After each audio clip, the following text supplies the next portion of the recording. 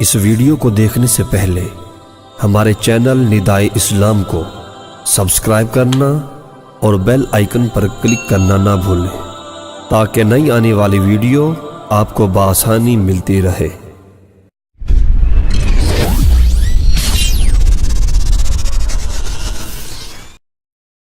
بسم اللہ الرحمن الرحیم۔ معزز سامعین، آج ہم آپ کے لیے بہترین تاریخی واقعات لے کر آئے ہیں اور ہمارے اس واقعے کا موضوع ہے حضرت داؤد علیہ السلام کا ذریعہ معاش۔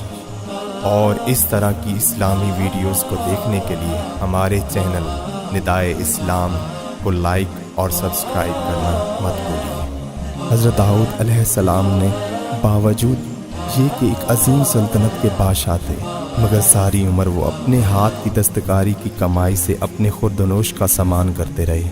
اللہ تعالیٰ نے آپ کو یہ معجزہ عطا فرمایا تھا کہ آپ لوہے کو ہاتھ میں لیتے تو وہ موم کی طرح نرم ہو جایا کرتا تھا، اور آپ اس سے زریں بنایا کرتے تھے اور ان کو فروخت کر کے اس رقم کو اپنا ذریعہ معاش بنائے ہوئے تھے، اور اللہ تعالیٰ نے آپ کو پرندوں کی بولی بھی سکھائی ہوئی تھی۔